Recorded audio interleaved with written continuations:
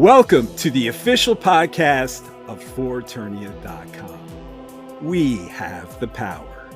I'm your host, AJ, aka Voodoo Magic, aka Zor. And today's episode is titled Nothing But Bones. Not just because it's a cool title, which it is, but also because it's an insult that the sorceress directs towards Skeletor in the first episode of Masters of the Universe Revelation Part 2, titled Cleaved in Twain. And this is from that Netflix 2021 series that we've been doing a retrospective review on, and it continues today. Now, the person sitting next to me is much more than a pile of bones. He's been my friend for many years now. He lives in the UK. We actually met each other through another fandom, but it was only amazingly last year that I learned he was a Masters of the Universe fan as a child too. And who knew? And he enjoyed Masters of the Universe Revelation as well. So I asked him if he would come on and co-host this episode's retrospective with us. And he agreed. And that friend is Eric. So welcome, Eric. Thanks for coming on, buddy. Yes, I am. I am indeed more than bones, but I am, however, wearing a vaguely appropriate top for the... It's kind of Skeletorish, but yes. And it's very fitting. And and before we start this retrospective, I was hoping we could talk about how Eric became a fan. You know, I was talking to you, Eric, a couple weeks ago about the question itself. How did you get into Motu? And it's a question that never gets old. And that's why it's such a popular forum topic, because everyone's story is a little different, a little the same, but consistently interesting because we're all different people coming from different perspectives. Some are rich, some are poor, some are straight, some are gay, some are from loving families, some are from broken homes. But we all have this common thread that unites us. We are Motu fans, Masters of the Universe fans. So, and now it's your turn, Eric, to share. So can you tell us a little bit about your origin story, your childhood entry into this fandom? My villain origin story. If that's what it was. Yeah, I mean, it could yet be. I was born at the tail end of the 70s. So the 80s were like my formative years. And let's see, I remember in primary school, because we've got different cultural backgrounds. I was in Britain, of course. For us, it kind of started out, I remember most of the kids were about like Batman, as in the 60s TV show, because it was re-airing that time, Batman show. And of course, Superman had just come out. You'll Believe a Man Can Fly. And around that time, there was this cultural shift in kids' entertainment where it went from Superman and Batman, and it went into Star Wars, Transformers, and of course He-Man. There was a degree of Ghostbusters as well, but Ghostbusters was more of it was like a team of guys in our world, whereas something like He-Man, Transformers, that stuff like that, it had world building stuff. And of course we didn't realize it at the time, but Master of the Universe, it very much plugged into those mythological things. And it's something where as you grow older, you think, oh, it's He-Man, it's Skeletor, it's a bit campy, pantomime. But as you grow older, especially if you learn the behind-the-scenes history of the stuff, you come to appreciate much more. I think it's... back then, it was basically like he was Superman, he just couldn't fly. And it had that great villain, Skeletor. He was like the Megatron to He-Man's Optimus Prime. And a lot like Optimus Prime, He-Man, they had positive role models for kids. as I understand it, even a lot of girls back then were really into Masters of the Universe, and of course that made Mattel think in terms of, well, let's do She-Ra. I was one of the kids who read the comic that came out. I did have a #1 issue of She-Ra because it came included in the He-Man comic, and they kind of like split them up at that point. And it's one of my biggest regrets that back in 97-ish we moved and I had to leave a load of stuff behind, and all my He-Man comics and that were left behind, including that #1 issue She-Ra. And I thought, oh, if only I'd have kept them. Now, only had one toy. UK comics, right? Yes, yeah. UK had their separate line of comics that They did. I never actually read, but I've heard they're wonderful, and they have like their own continuity, and and I think they ran for a good like 5 years or something like that. It went on for a while. I think they went through like a slight the price changed to a bit more expensive, I think, whether around the time when I stopped getting them. But yeah, I mean, for me, it was Master of the Universe / He-Man, and I think I went to She-Ra comics as well, because for me, it was one big continuity. It was. I mean, it was He-Man. They were brother and sister. But Master of the Universe, all that, it was big, it was brash, it was colourful. But in my adult years, I've come to look back on that scene in that Tom Hanks film, Big, where he's talking about, well, you know, how did you have so much success with making these toys? And he's basically saying, oh, I just put these toys together with these toys, and they were amazing. And you think back now on the kind of toys for He-Man and the characters, they had nothing in common with one another whatsoever. Like, there was a half bee hybrid thing, and Merman, and Skeletor was this just skull floating on a blue body. That's a skin color, you know. Even Teela looked different as the toy compared to she was on the cartoon and comic. She had that sort of snake cobra thing. The snake. And then, of course, they brought in the Snake Men, which to me, I was like, oh, yes, because I was very much about natural history growing up, but I loved cold-blooded animals. So for me, the Snake Men, I was like, yes. And I was there when the Masters of the Universe live-action film came out. I didn't watch it at the cinema, but I do remember there was that kind of wave of disappointment, which was basically because none of them looked like how you imagine they would, because you wanted it to be a live action version of the cartoon, right? Right. It wasn't that, and it was largely set on Earth. Now, as I've grown up, I love that film. Frank Langella, I don't know how you pronounce it, him as Skeletor, it's just a perfect, he is chewing the scenery, but he's like the Emperor in Star Wars. I love his performance as Skeletor. I only had one toy. That was Moduloc, which I think was more of a She-Ra thing. It was the one where you put our limbs together in different configurations. It was like a toy of the Thing in hindsight. And I used to like take the tail of this slimy tail. I made it go on for a head. And I made some really grotesque stuff thinking about it, but it allowed you to get, like, I got 3 of them, and the more you got, the more limbs you could fit on it. It was great. You made your own toy with Moduloc. It was fantastic. That's hilarious. I had no idea you only had one toy. Did you not have interest in any of the other actual figures? Were you just more a comics guy? Yeah, I got quite a lot of Zoid figures. They were like clockwork robotic dinosaurs, but they were model kits. Yeah. And I got a lot of Lego.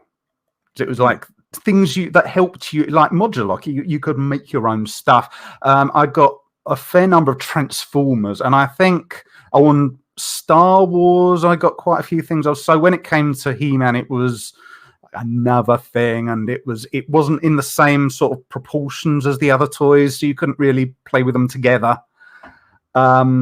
But I was more into the cartoon and stuff, and they did have that element where the action figures didn't always look like they did on the cartoon, of course. But my favorite character would probably be, weirdly enough, kind of Merman, and he hardly featured much, but it was purely because I was really into sharks. And he was the only one to do the aquatic stuff, and he was a bit monstrous, and I liked that guy. Although when I watched the cartoon, he had this gargly voice, and he didn't sound like you'd imagine that toy to sound. But yeah, I was into it, but I didn't play with it like I played with Transformers and stuff. I got you. Yeah, but maybe again, the toys were too basic for you in a way, because it sounds like what you were interested in regarded more building and. Yeah, I mean, also it was at that stage where back then, and the Master of the Universe toys were like this, where the only articulation they had was at the shoulders and the hip. You could very stiffly move the arms and legs. The Master of the Universe toys, they did that sort of, you hear the parodies of these like Kung Fu action grip. He-Man toys were kind of like the forefront of that. I do remember they had a lot of these sort of spring-loaded action things. And He-Man and Skeletor, they had this little button at the back where their armor looked battle damaged. It sort of sprung round, and you could make it look like one had hit the other and caused a lot of damage. They were very gimmicky, He-Man toys, I remember. But I do have fond memories of going into things like Woolworths and stuff, and you would see Star Wars toys, Transformers, at a certain point the Ghostbusters toy, and you had an array of He-Man toys and figures. And I had these very fond memories of just looking at them in the packaging and just sort of like admiring the sculpture in a way, because you don't realize it because you're a little kid, but what you're really doing is you are admiring art. You're admiring a sculpture of something. It's just gone through engineering to make it articulated. But yeah, those toys, they were articulated so you could have battles with them, but they weren't like G.I. Joe ones. That was at the forefront where they did the elbows and things like that. And of course nowadays where you have McFarlane and Necker and stuff, it's what we wanted back then. Yeah, that's what I have behind me now. These figures have 30 points of articulation. Right? Over 30 points, yeah. I mean, do their ankles move as well? Yeah, and they're double jointed everywhere. Ankles. And you can pose them in these action poses. If you have, what are these stands called? Kaiser stands, I think they are. You can have them kicking and doing, backflips and stuff like that. And it's of course, I was just going to say, I remember the guy who made the He-Man stuff. He said that at the time, most of the toys were like the action figures. They were expressionless. And he said he gave He-Man that aggressive look. And I remember at the time there was that, they look expressive. They were more characteristic in terms of the sculpts. And nowadays what you have behind you, that they are so much more, they are like the cartoon figures come to life, what you have there. Yeah. And they did actually come out with a Filmation line that actually, as you were saying before, that a lot of the figures didn't look like their Filmation counterparts in the cartoon, He-Man and Masters of the Universe. Well, they did come out, the classics, Club Grayskull, where they actually produced them. And I love them. They're my favorite figures. And they look like their Filmation counterparts. And it's a Filmation fan's dream for anyone that actually wanted those figures to look like what they saw on the television show. And speaking about the television show, so since that was the root of your fandom, that was what your fandom rested upon. That was the gateway drug, right? That was what you got on a drip feed every week or so back then. And you didn't realize it was a commercial, like the Transformers cartoons, right? But they had storylines, they had lore, and it was this sort of cocaine being given to you every week. And you're like, yeah, give me more, give me more, give me more. It doesn't get enough credit. Yes, it was designed, or it was the concept was to sell toys. But Lou Scheimer, who was behind it, I mean, they wrote this huge Bible for it. And there was so much world building. And I think it's at least a third of those episodes out of the, is it 130? There's quite a few of them. Yeah, a third of them doesn't even have Skeletor as the enemy. You know, we're just meeting all these Yeah. new villains. The villains are not figures; they're not toys, and it's such wonderful world building and such a wonderful cartoon that I fell in love with those too. I had the toys, but it was the Filmation cartoon that my fandom, it's the shoulders my fandom rests upon, and I loved it as well. But it went through fast. Now I don't know. See if you remember, in the UK, as far as I remember reading, and it was on some website, maybe it was Battle Ram blog. I'm not sure what website, but I remember reading that the She-Ra show went on for years past the airtime on the United States, where I guess maybe you were airing the shows in Britain on Saturdays and you didn't go through the episodes as fast, because in the United States it was 83 to 85 for He-Man, and then 85 to I guess 87 was She-Ra, but you guys kept airing new episodes I think into the year 1990. And that surprises me. So do you remember it all when that aired? Or no, I mean, it's all because it was just like part of my formative years growing up. You know, it's stuff you experience. If I had known back then, like that was in the 80s, like even if you think in terms of films, a classic film was being brought out every 1 or 2 months. Yeah. Stuff like Transformers, He-Man, these were timeless classics. We didn't know it at the time. We were just cruising through it like that was our water. So I have vague memories of She-Ra kind of outlasting He-Man in terms of the TV show. But I mean, I don't even remember if it was on Saturdays or if it was like they put that on after school, or I really don't remember what the viewing thing was for UK back then. Gotcha. I just remember I devoured it. It was the cartoon, it was the comic. I will say that with my upbringing, my parents incentivized me to, or at least my mother incentivized me to read comics, because you hear a lot of tales about, well, my parents didn't want comics. For me, much lower age, I think I got from Magic Roundabout, and then I went into Disney comics, and then I went into things like Zoids and He-Man. Yeah. Because when my parents, or my mother read them to me, and they had jokes, I wanted to understand the jokes. So I sort of taught myself to read. So I got them. And then when it came to He-Man and Transformers and stuff, I got the storylines in a way that you wouldn't, where it's someone just reading it to you. So in a way, I could say He-Man and I suppose She-Ra, but more He-Man, I think, came first in comics. I had that to thank for part of my my education in a way. It helped me to learn about the world. And we don't think, because we take the mickey out of like the PSAs they had on the cartoons and stuff, but it was an educational tool. But yeah, it was the comics and cartoons. It all sort of compounded in one for me. And I do remember the mini comics had a different storyline for the origins of Skeletor.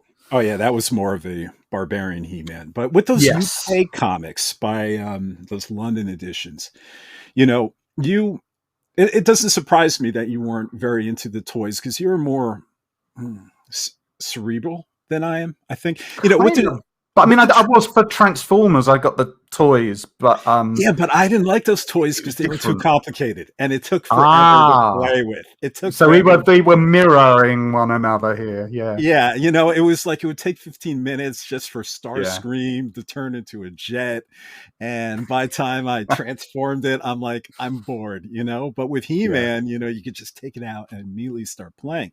But back to those comics you were saying. Like I said, I had never experienced them, but as far as I know, aware, read, heard, that those comics were very cerebral, more than even the comics that came out in the U.S. That He-Man was more of a thinking man's hero. not just because of the the rules against showing violence. He-Man can't solve problems with his sword, stabby, Yeah. but also it was just he was solving problems with his mind, and they were very intricate, elaborate stories. And I really wish, I have to check if there's some sort of omnibus of it, because I really should make it. I imagine there must be, like they have with the original Alien and Predator comics. I'd be surprised if the original publishers haven't brought out the classic years, because I think they did that with Transformers too. But you're saying about the like they couldn't show the violent stuff. Yeah. I mean, if you might remember, one of my favorite cartoons growing up back then, again, primary school, I got the set of DVD. It still stands up. Dungeons and Dragons, which is kind of timely now because they're doing the new movie. Now, on that, Eric was the Cavalier. He had a shield. Apparently, his original plan for that character was for him to have a shield and a sword. And the studio executive said, no, that's too violent. We can't have him have a sword. And what happened the very next year, He-Man came out. He only has a sword. And in fact, in the miniature comics, he had an axe. They changed it to a power sword. And of course, originally it was two swords. They came together. Unlock Grayskull, which was actually like a storage case for the figures. But they didn't do that in the cartoon. It was just one sword. Like they didn't have the Panther in the cartoon. You expected to see Battle Cat for He-Man, Skeletor, and Panther. He hardly ever had it in the cartoon. You expected him to have it. It was for the toys, but not the cartoon. Yeah, I think Panther in the Filmation series maybe appeared 5 times, 6 times, but yeah, he really didn't appear that much. And there was a lot of characters, even like Triclops, that only appeared in several episodes. Yeah. You had the normal staples, which was, especially in the villain side, Skeletor, and then Beastman, right? Evil-Lyn. And then sometimes Merman. But then the other ones were like here and there. But it's mostly Beastman. He pretty much featured in every episode. He really suffered against Skeletor's jibes. He was always saying, "You're writing my buffoons," all that. He really and although Beastman has that kind of slovenly look, in hindsight, like he's got a boss which is really grinding him down. You expect him to go, oh, he's probably at the beginning of his career in Evil. Beastman was probably much more energized, and like he's like that after 10 years of being browbeaten by Skeletor. Beastman and Evil-Lyn were the ones that were always with Skeletor in the cartoon. You were doing Skeletor's voice. I guess I have to ask real quick is... Yeah, well, yeah, bumbling Bob. Yeah. So like again, He-Man for me was not about He-Man. He-Man Master of the Universe cartoon for me was about Skeletor. Yeah. I tuned in for Skeletor. I didn't tune in for He-Man. I never knew. Where I was getting at is you were doing the voice, and I never knew in what countries they dubbed things. And so you're confirming for me that in the UK it was the normal voice for Skeletor. I don't think they dubbed in. They didn't need to. Like He-Man had that everyone had that American accents in the cartoon show. I didn't think they needed to either, but one day I stumbled upon like a toy commercial.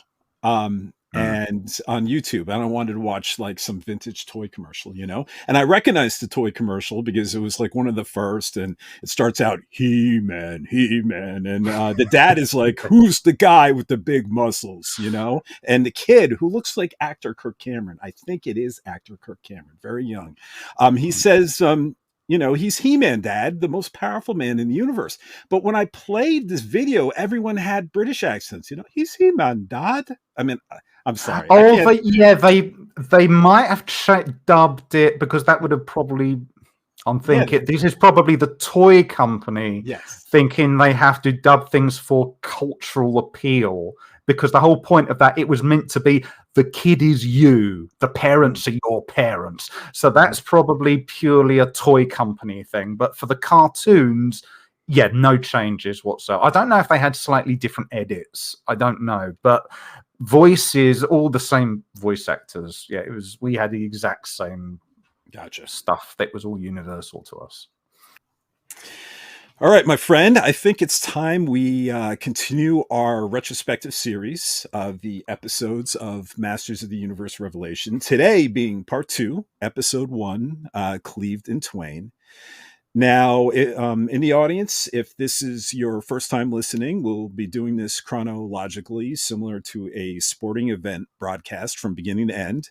I will deliver the play-by-play, and then myself and Eric will stop me at points where we might want to add some commentary.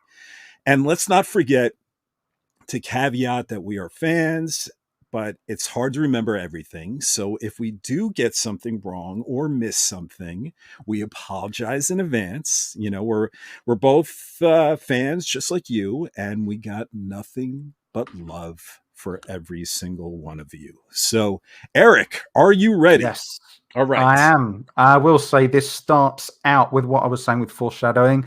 There is some symbolic foreshadowing. This episode starts off with on the walls, where I didn't realize it the first time. Rewatching this made me go, is that? And then I realized, oh, it is. And it's something that feeds in right to the last episodes. I don't know if you picked up on it. But... Well, once we get there, just call it out. So this episode starts with the amazing intro again that we saw in the beginning of part 1 with the glorious Masters of the Universe artwork, I think by Earl Norham. Animated like a motion comic, accompanied by the fantastic narration by actor Liam Cunningham. Then it begins with a flashback, and with this wonderful somber piece of music scored by the amazing Bear McCreary, we find a young Tila Na before she was a sorceress in the round chamber lit by candles called the Castle Grayskull Ceremonial Chamber per the official art book of this series. And there are ancient symbols, I think what you're getting at, Eric, carved into the walls depicting what looked like a phoenix surrounded by snakes. And it was a hawk descending on a serpent to each side. Yep. And of course, that comes in majorly in the visions that they're. It foreshadows the death of God scene that Evil-Lyn will experience in a future episode. And it's beautiful that you have them bookmarking a phoenix rising out of the ashes. And it's everything is there and you don't realize it, but that is how everything will resolve. Yeah, and what's great, and as we'll continue to discuss, there's I think a lot of foreshadowing going on in this episode, and they do a great job with that. But I didn't notice it at first, but I think it was my second viewing. I'm like, this is the death of God scene. This is when we see the snake, the snake bite the ram, and then the falcon pick up the snake, and the snake bites the falcon, and who knows exactly what that means. It never was really explained. My guess is it's the they're each religious symbols: the ram, the snake, the falcon, and different religions, different. There's a lot of mythology in there, a lot of symbolism. Yeah. But, did you also pick up on the symbolism of the sorceress to be, what she calls baby Tila? Little bird. My little bird. And what does she become in the epic duel? She becomes the sorceress, the same colors as the hawk. She becomes so she is literally saying, you are my little bird. And she ultimately becomes, the sorceress she becomes her champion by becoming the sorceress. And she becomes the little bird, becoming the phoenix. Yeah. And that's also the animal of the sorceress, at least the good ones, seem to be this bird-like motif. Evil-Lyn has a bat's head, so she's representing. Although you never see her become a bat, I don't think. No. Which I was waiting for because of the headdress, but All right, so there are bowls at Tila Na's. Excuse me, that's her mother's name. Tila Na's feet, which contain what appears to be blue and orange paint. There is a little grounding tool. And with her fingers, she paints markings on her hands, her feet, her legs, her arms, even her face. And next we see that red-haired baby crying in a basket, and a handsome man appears, and it's Duncan, and he's young. And he lifts the He baby has out of no beard. He looks no. kind of Supermanish. Clark Yeah, Kent. yeah, he was very chiseled, He's Yeah. definitely He's still built, right? yeah. He's Oh, tall. he's definitely Yeah. a handsome man, right? Yeah. In his prime. And so he lifts the baby out of the basket and reveals that this little infant is actually baby Tila. When he consoles the baby, there, little Tila. Then Tila's mother, using the same blue paint she used on herself, makes a similar pattern on Tila's forehead, like her own, saying that this blue marking she puts on the forehead is a blessing, one that will manifest when Tila needs it the most. Then this is the moment that drops a bombshell.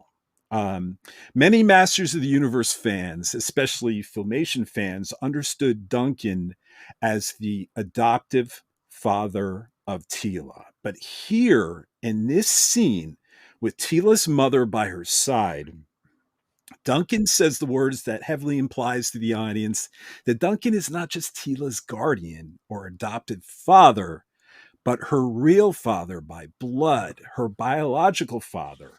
When he tells Tila's mother the words, "I'll never leave our baby's side." And these two people, these lovebirds, pun intended, also reveal they are romantic together. This is no longer a situation like we saw in the 1983 Filmation show, where Man-at-Arms is receiving psychic signals from the sorceress to find baby Tila in a bird's nest. No, Duncan's involved here. As that American talk show host Maury Povich used to famously say, "You are the father," Yeah. and and Duncan certainly is here. It's We not quite made clear why, in hindsight, they had to keep all that a secret from Tila, or even that they were in a relationship together. I'm a little confused. Like, it worked within the episode, but I did end up thinking, why did they keep it a secret? What was the purpose of that? I guess it was to protect her. And look, I actually love this idea, and it was confirmed what you're saying by Roboto in the Most Dangerous Man in Eternia Revelation episode, that Tila still perceives herself as adopted as she grows into adulthood. So although Duncan is her real dad, he pretends to be her adoptive dad. And to me, well, how selfless is that, right? I mean, imagine it. Imagine you are someone's real father, but you say you aren't, all in a further attempt, how I take it, of keeping your kid's lineage from being discovered by evildoers. Imagine what you are sacrificing for yourself by propagating this lie to your own child. You're sacrificing what's traditionally seen as a deeper bond that your child is going to feel to you, feel towards you. Unfortunate, but usually true. A bond that usually comes from a child knowing that you are his or her biological parents. Biological dads don't get that "you're not my real dad," resentment that often can build within non-biological parents and children. And Duncan gave that all away. So this lie, to me, is taken as like a selfless act and provides an extra layer of security, I think. Not having a hand in the intimate relationship that created this baby, this person, does afford you an extra wall of ignorance, when it comes to unanswered questions about her mother. You make yourself the surrogate parent, you no longer have firsthand knowledge and naturally have less answers. Yeah, That's I mean, I took it as they were protecting her from play. I don't know. I hope if they are getting a follow-on series, aren't they, for this? I hope it's explored more in there. Like there should have been a more of a decision process because I mean, doing that probably gave Tila some emotional issues by doing that as well. Within the scene though, it definitely you definitely feel that emotional weight with it, I guess. And this was an intentional change because Masters of the Universe Revelation, we know, is a spiritual sequel to the classic Filmation series, He-Man and Masters of the Universe. And it's referred to as a spiritual sequel because it couldn't be a legitimate sequel legally to that show. But the producer came out and said, every episode counts, that this Filmation show is what we're sequelizing. And in that show, Duncan was not presented as Tila's biological father, but like we said, presented as her adoptive father. And Duncan actually said in that episode, Tila's Quest, that I was referring to, that Tila's real father was one of the greatest men he ever knew, that he gave his life in battle so Eternia could exist in peace. And only after death did the sorceress give Tila up, knowing she couldn't protect her on her own, with the passing of her husband in Castle Grayskull. Basically, Tila needed a real home.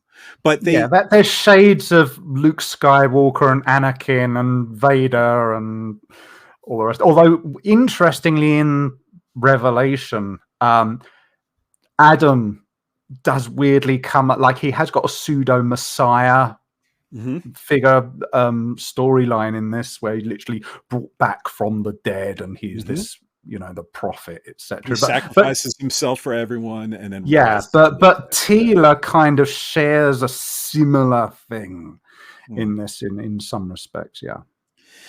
Well, this was producer Ted Biaselli, like I said, indicated that all of these 130 Filmation episodes counted in this continuity, but the creators did take several creative liberties and made a few changes to the lore, and this one was it.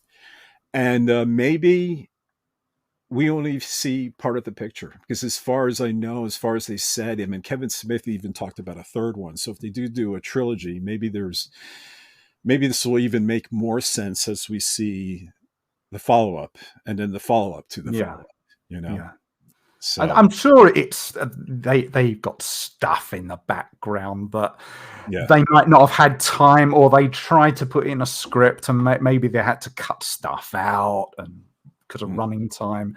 One of the things I do like about this show is how efficient it is. They get so much in each episode, and they go places where you think, are they really going to do that? Oh, okay, they did. And they don't just tease it, they go full on, and there's stuff they do in there. But I mean, this was one of these things we were, this revelation about, Tila's parented her, because it's not just, they're her parents, but, it's got this whole magical lineage with the sorceress. And it's not just her, because that comes into play when she heals Adam and she has to send out the psychic message. There has to be something beyond, I'm just going to pick up a magic power orb and I'm going to do it, because then you say, well, what was the point of the sorceress? The sorceress is giving her that lineage to make it feel like, she can leapfrog it without training, because she has got that seed of something inside her. And we're seeing that. I mean, it is not just that she's given birth to her, but she literally gives her that blessing on the forehead, and she makes that prophecy about it will, when she needs it most. Though she doesn't explain what it is. And of course, initially, when you see later on in the story she heals, it could have just been she's got the power of healing, but no, she has got the inner sorceress, the power. She has that inside her in a multitude of ways. It's just she needs to exercise it like a muscle. Well, yeah, it kind of comes out in the words to Duncan. You know, this, well, the soon to be sorceress asked Duncan to train Tila to protect herself because one day Tila will come to protect him and all of Eternia. So it's kind of foreshadowing how important Tila is going to become. And like you said, she affectionately calls Tila her little bird. And Tila Na says goodbye to her baby, telling her that she loves her. And she says that it's time for her mother to see the entire universe. And then, as she gently caresses Duncan's face, she lovingly says, "My Duncan," and tears stream down his face as they embrace, and she kisses him on the forehead. Well, that's where if you had any lingering doubt, or maybe that removes any doubt. They are definitely an item. Exactly. Although you kind of wonder, again, you wonder in hindsight, well, she's not actually going away. The sorceress will still be in the castle. They can visit anytime they want. But conjugal visits. Yeah, or is it that there would have been maybe there would have been a period like 10 years or something where she has to come back from the hereafter? It doesn't really go into that. It's depicted as though she's never going to see them again, and yet they do.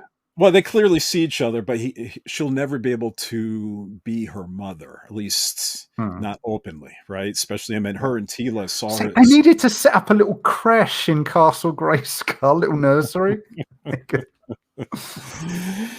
Well, all right. Walking back to the center of the room, Tila's mother makes a gesture with her hands, and the dais lights up underneath her, revealing all these cool, glowing inscriptions in blue light that kind of reminds me, in a way, of the, partly the aesthetic of the movie Tron, and then partly, the aesthetic from Lord of the Rings. Like the. It reminded me of Skyrim. Whenever you do the dragon's voice and all the engravings, it sort of lights up. And the markings on the sorceress to be on her body reminded me, I forget, Fenris out of Dragon Age 2. He's got a lot of magic it's sort of actual magical particle stuff that's been tattooed into him in very similar ways. So I don't know if the art department took Fenris as an inspiration for what they've done here, but it's nice to see this sort of light occult stuff being brought into it. Well, you're talking about inspirations. You might like this, Eric, or appreciate this. Let's talk Star Trek. In Star Trek, there's the language of the Klingon race is called Klingon, right? Oh, and and it's a fully functional language that runes, that fans can use to communicate. There's even a Klingon dictionary that one can obtain from the bookstore. I don't know if it's still in print. There's a great episode of Frasier where ironically, Kelsey Grammer was in Star Trek, and they have this storyline where someone in the radio station, he has this sort of feud going with him, and he wants him to teach him Yiddish because his son has to do a bar mitzvah, and he teaches him how to say it in Klingon. So when he reads it out to the audience, it's that's probably the best use of Klingon. But remember, it's actually Frasier. I liked Frasier, and I don't remember that episode, but I do remember Klingon being used in a couple episodes of The Big Bang Theory to a very humorous effect. But well, you can get university courses in it. It's a proper. Wow. It's treated as an actual language. Well, apparently, this is getting to my point where apparently these inscriptions you see here underneath Tilana is a language called Kudakesh, which the writing is created fictionally by the previous sorceress, Kudak Ungol, the one you see in Preternia in heaven, in Valhalla, but created in reality by Revelation director Patrick Stannard. And apparently it is a fully functional script. fully functional vocabulary. And like one day, if we both learned it, we could communicate this way in Kudakesh back to forth, which is pretty cool. I mean, I don't know if we're ever going to do You it, have to learn to speak it though. As well. but it's wild that it's wild for me and exciting for me when someone gets that deep with it. You know, that it's there if you want to go there, and those inscriptions actually mean things. So Well, I remember even in Return of the Jedi, the Ewok language and Huttese, that they got actual language experts on to figure out a whole. It wasn't just gibberish. You'd think it is, but it's not. So it's really neat when you find out these things like this, a little code. And of course, when you're a little kid, you go, I want to learn it. And because you think, I can. You don't know anyone else who speaks it, but you want to be able to. It's my thing. It's my little language thing. Yeah. My parents would never learn that. Communicate that with me. I'm learning a new language, French. French. French is it's He-Man episodes. Well, maybe in our off hours, Eric, we'll study Kudakesh. We'll talk to each other. So we'll see. Maybe we'll do a whole podcast episode. I'll have you back on. I'll just do it in Kudakesh. And people will be like, what? Tell you what, you'll have to get YouTube to do that as a subtitle option. English, French, Spanish, Kudakesh. Oh, that would be excellent. All right. It's a date 5 years from now. Yeah. Okay. All right. All right. So now what is also different in Revelation in comparison to the Filmation series is there wasn't a Filmation episode back in the day, I guess 1984, called Origin of the Sorceress, that depicts this event that happened here. And the sorceress who held the job before Teela's mother takes it, her predecessor, Kudak Ungol, was actually present during this transformation when she lowered down the dais to the pool of power. And she passed the baton. But in Revelation, Kudak Ungol, her predecessor, is nowhere to be found. I don't know. Perhaps she's in the side room eating nachos, or maybe she died. Perhaps because we did see her in Paternia in heaven in part 1. And yet, when Evil-Lyn becomes the sorcerer, it's literally Skeletor going, "Here you go," and just waves a sword at her. Well, yeah. And I guess there has been a debate if she's a real sorceress. He lended her some of her power. It's certainly not the traditional way. No.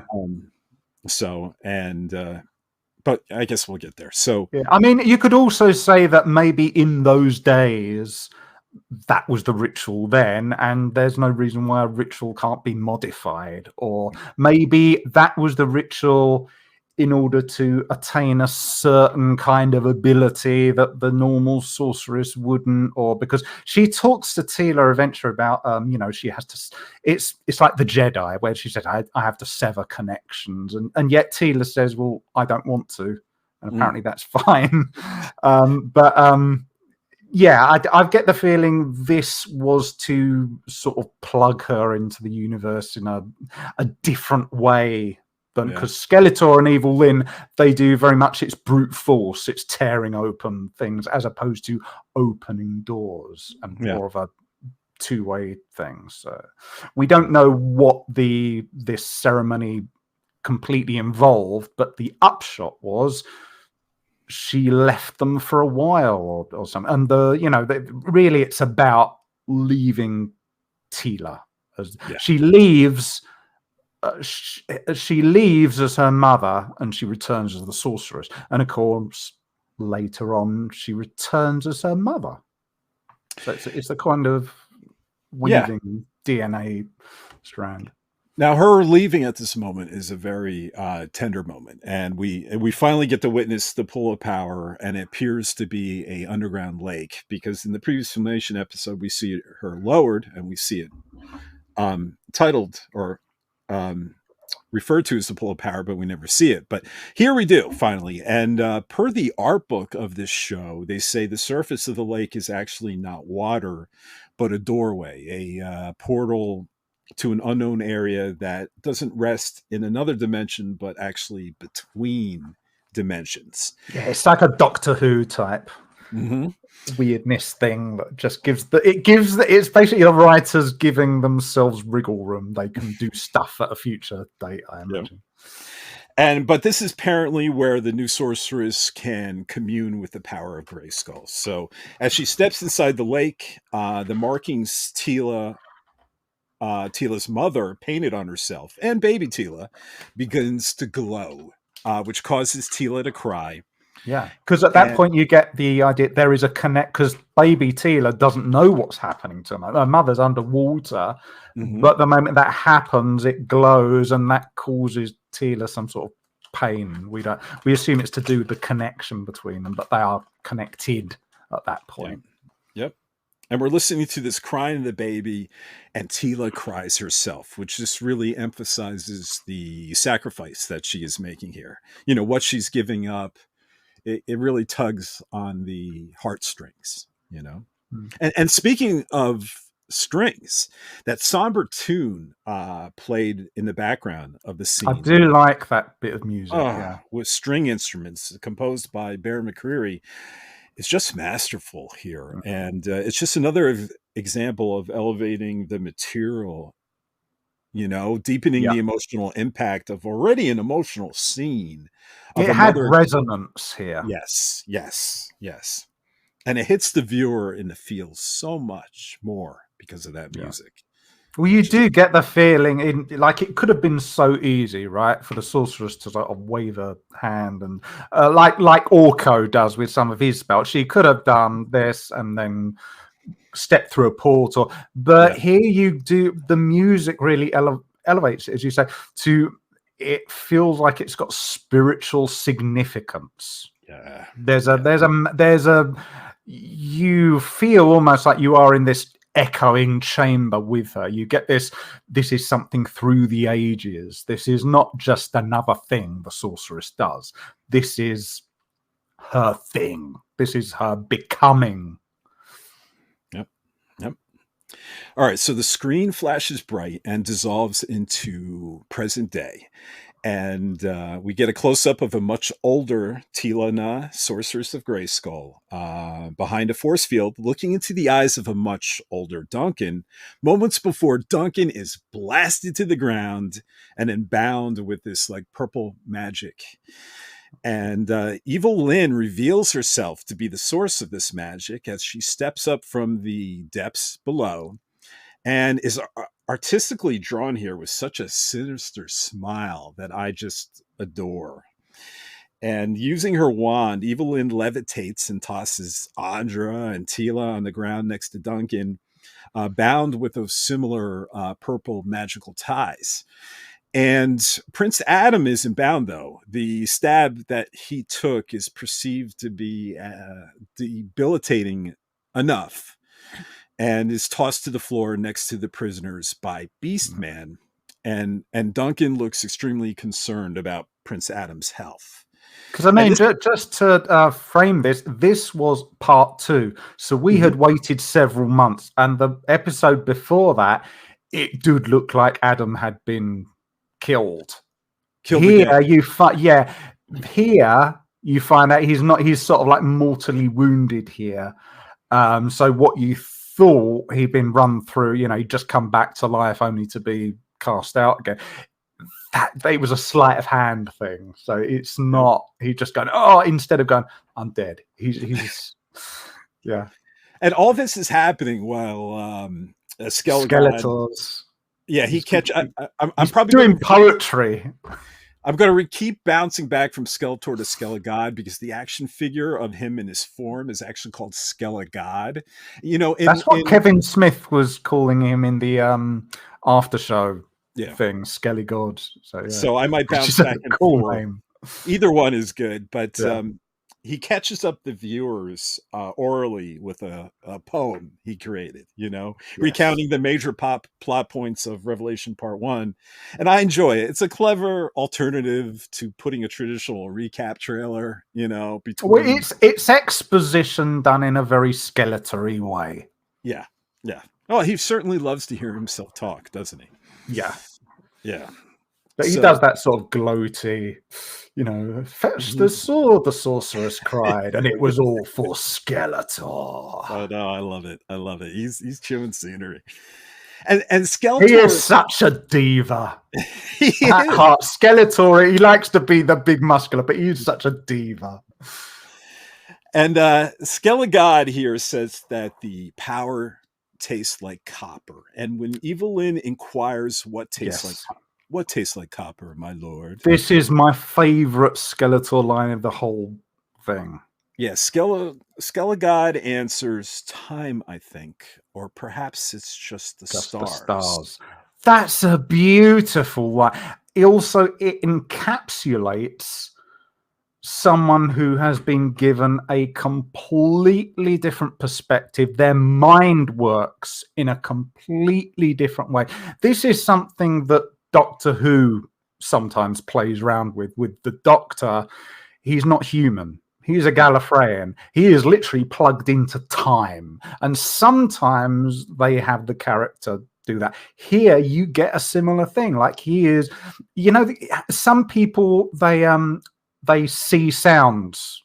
So that there's a condition, I forget what it is, but they see sounds or they smell things. It's a weird sort of multi-layered thing. Mm-hmm. And him saying this, it tastes like copper time, I think, or perhaps it's just the stars. And then he says, or perhaps it's just basically his appetite here. He's finally got what he wants. Yeah. But I love that line because he's still adjusting to because he's got a new physical, but he's adjusting to what he's now plugged into. And he is operating on a level Skeletor, no living mortal is meant to operate on, because they're not typically, not that they can survive it, but they aren't given this glimpse into eternity. He is basically saying he is eternity now. And what the other thing I love about this, it gives you a little hint of that live action film where Skeletor talks in that kind of a way once he becomes this, the cosmic rays have shone upon him and says, I am a god. And he is perceiving reality like a woven fabric. There's the Akashic record sort of thing. This is what you're getting with Skeletor, and you get the feeling with him just saying that, you're thinking to yourself, this isn't your father's Skeletor anymore. This is Skeletor, not just looking, but thinking in a different way. And that's the difference here. He is not just given a new set of robes. He has a whole new mentality, although it is Skeletor ultimately. He is thinking in different ways, and then he goes on to talk to Lynn that he has seen it's like Roy Batty in Blade Runner. I've seen the gates of Orion, blah blah blah, and that gives you a glimpse into his character in a way that you wouldn't get in like a fight scene or him just giving some exposition. That is you giving his literal take on things, because everything now, Eternia is just, it's not even insects, it's gas to him. He's seen whole civilizations come and go now.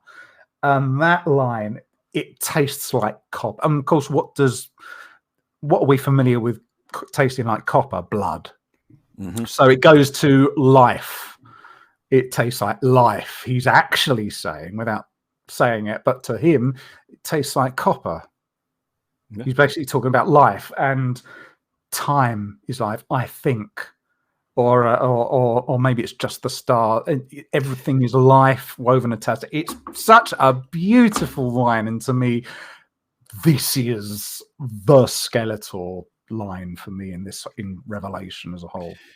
As I watched this, and as you were saying, with him just talking about, entire civilizations, being taken out by planets and suns, being burned out. And he said there was all this madness and anguish, which he clearly relished here. And when I first watched this episode, I was like, wow, is this madness and anguish and civilizations that perish what Prince Adam sees too? All this, that's what didn't line up for me. Destruction and decay. Well, let me explain to what I saw, and then you can maybe counter.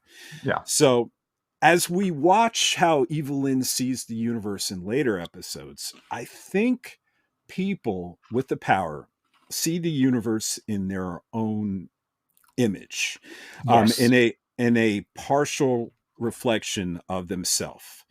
Meaning, if you had the power and you always feared life, you would see fearful things or take them in a fearful way.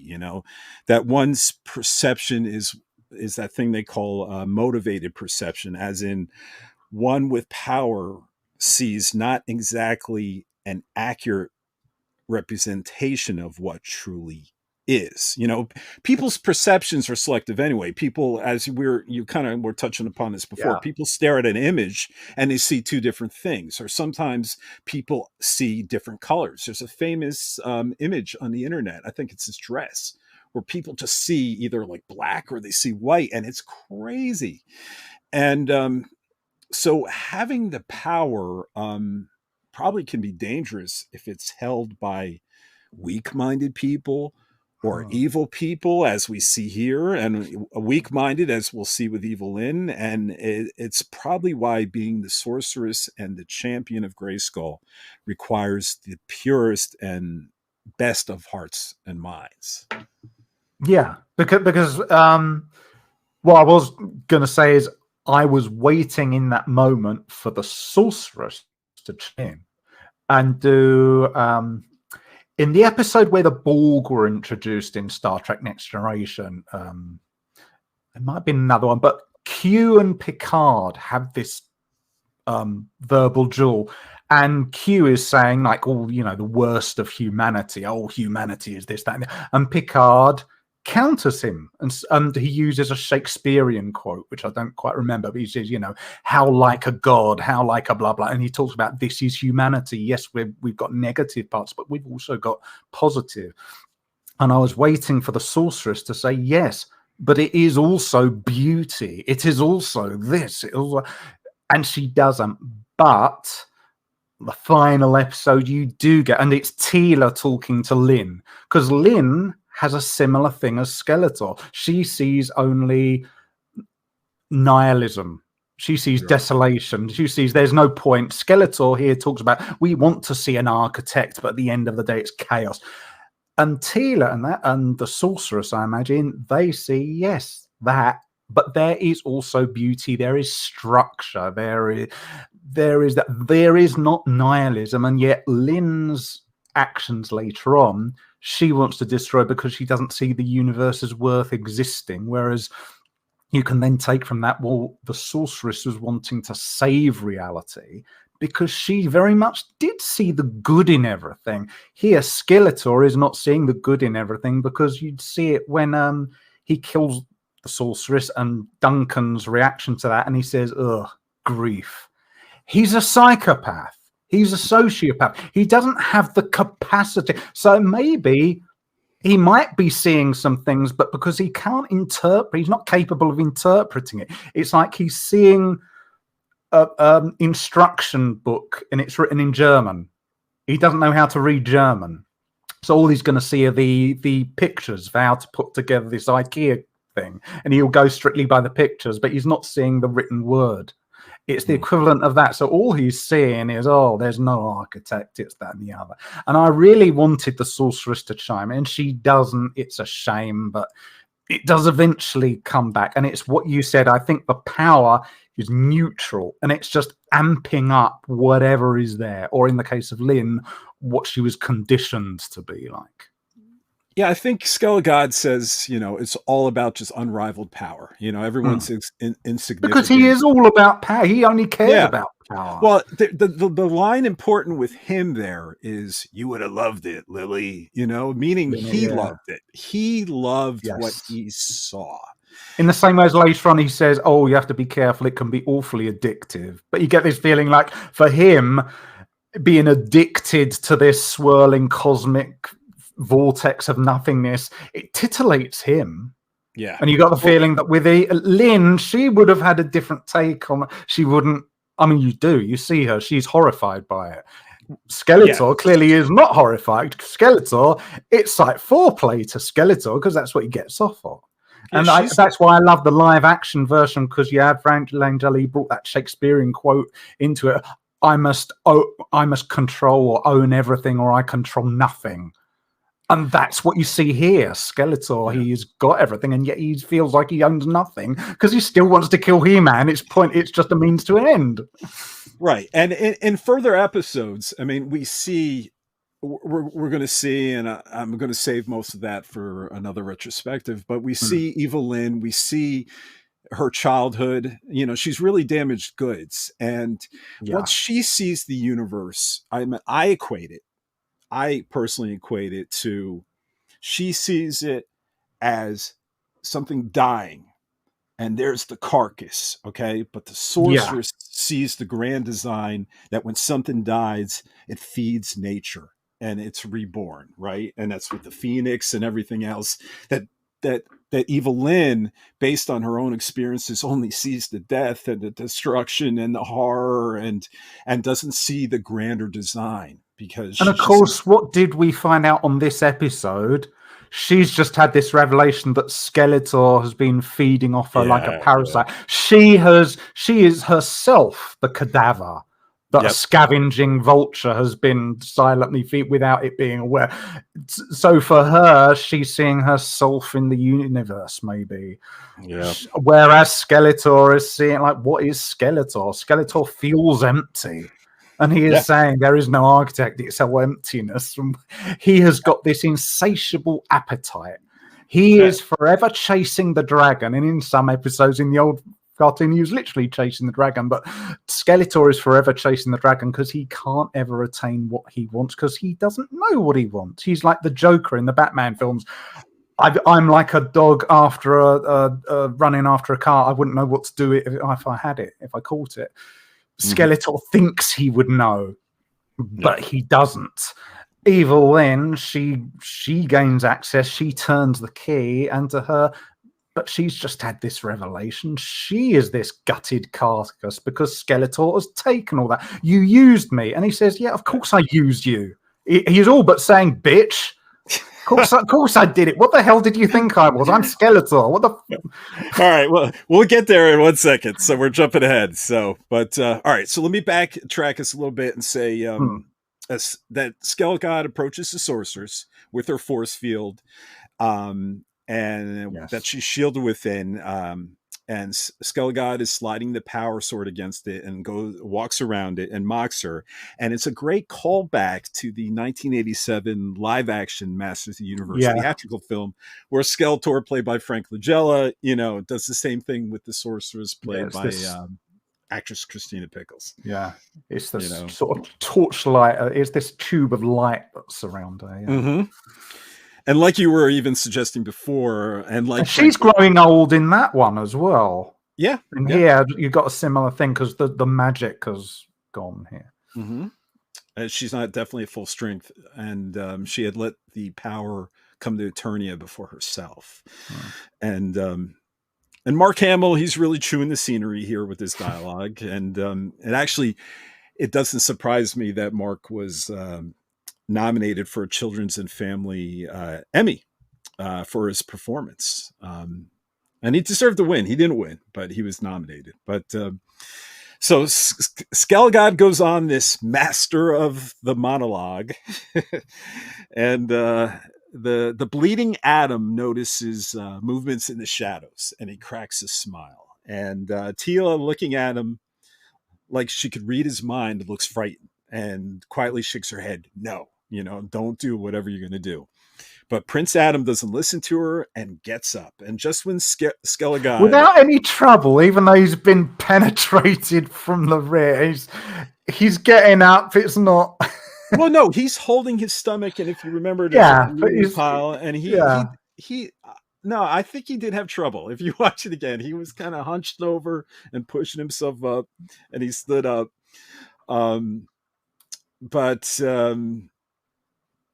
Well, Tila doesn't want him to do it, but Prince Adam, he doesn't listen to her. And just when Skelegod declares that all of Eternia will remember this historic moment when Skeletor finally kills He-Man, Adam defiantly replies, "I am not He-Man." And Skeletor turns to him with that low guttural growl, "What did you say?" And Adam, dripping blood from his waist into a pool of blood in the floor, struggling to stand, shouts, "I am Adam, Prince of Eternia and Defender." But before he could get another word out, Skelegod slams him to the ground. But Adam now spits up blood from his mouth, heroically stands up again. And how can anyone not discover a new level of respect for Adam, for his inner strength and courage now? Adam stands up again and makes it, declares, "And defender of the secrets of Castle Grayskull." And then he says, "And this is my fearless friend, Cringer." This is Cringer's moment. Yep. Because he's not Battle Cat. This is, and because you're so familiar with Cringer would have had to have overcome so many fears to do this. I think there was an earlier episode where Cringer even says, "Oh, I'm even scared of butterflies," or maybe he did it in the original one. But that is Cringer, and Cringer leaps out at Evil-Lyn. He's full. "I am Lolcat, hear me roar." And it's a sign of Cringer we have never, and he's doing this because he has, Cringer has to do it because Cringer is their one saving grace. Yep. He's the only one who can. And he pounces on Evil-Lyn, he bites her wand, he chucks it, breaking those magical bonds that restrained Andra, Tila, and Duncan. And as Skelegod yells, "No!" Duncan blasts him. And why has this happened? It's because everyone underestimates Cringer. That's why he wasn't bound up. They let him run off. And here's Cringer saying, Yeah. So Duncan tells Tila to run, and he holds Skelegod off. And Duncan does a pretty good job holding Skelegod off too, with lasers, with smoke missiles, and wasn't there? I don't know. Big old sword as well. Yes, that gigantic badass sword. Yeah. As Cringer holds Evil-Lyn at bay, and Andra does the same thing with Beastman. And it's not until Skelegod grabs Duncan's large sword with his mighty grip and snaps it like a twig is when Tila starts helping Adam hustle for the exit. But Skelegod uses his power to close the gate and mocks the heroes that their little playtime is over. And with that, Skelegod commands the wand back into Evil-Lyn's hand and the whip back into Beastman's hand. And Skelegod tells here, Man-at-Arms is basically, they've pretty much fleshed him out. He is like the Eternian version of Batman. Yeah. And in this version, it's like Batman versus evil Superman. And this one fight scene, that's what you're getting here. Because he's just all gadgets and everything. It's great. It is great. He is like the old Batman now, and he's grizzled, he's experienced. That's what I really appreciate that in this. I think the actor said this was written for an older character. It's someone who's been there, done that, and you definitely get that with Duncan. And he has his own theme, and I love the theme that they play every time he's battling. It's just wonderful. It just makes me smile. And so Skelegod says there's nowhere to run and there's nowhere to hide, and the power of Grayskull has abandon them.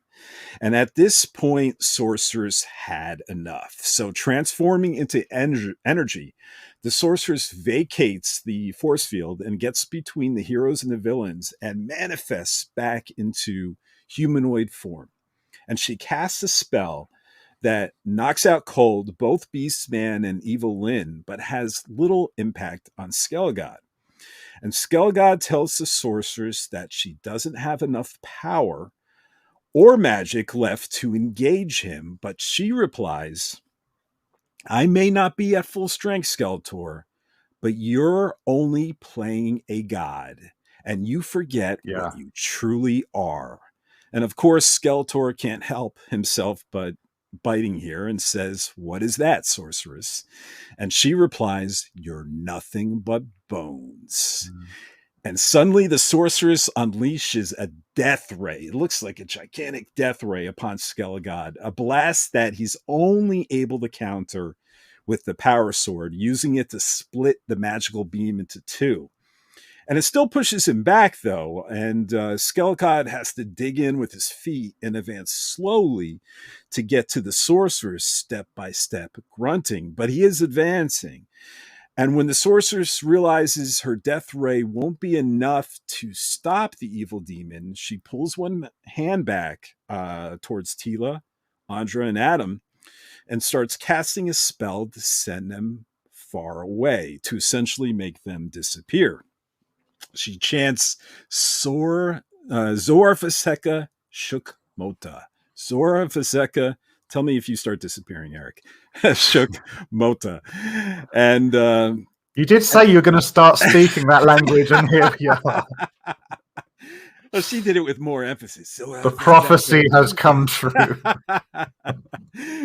Well, and here our heroes begin to disappear, and so is Duncan. And this is the foreshadowing you were talking about, Eric. So is Duncan disappearing until Evil-Lyn puts a hand on him and magically detaches him from that group spell of disappearance and says, not so fast, man-at-arms, which foreshadows what Evil-Lyn does to Orko in a helpful way in the final episode of Masters of the Universe Revelation, when the white Orko the White, is going to go back to... Yeah, like Gandalf the White. Like Gandalf the White,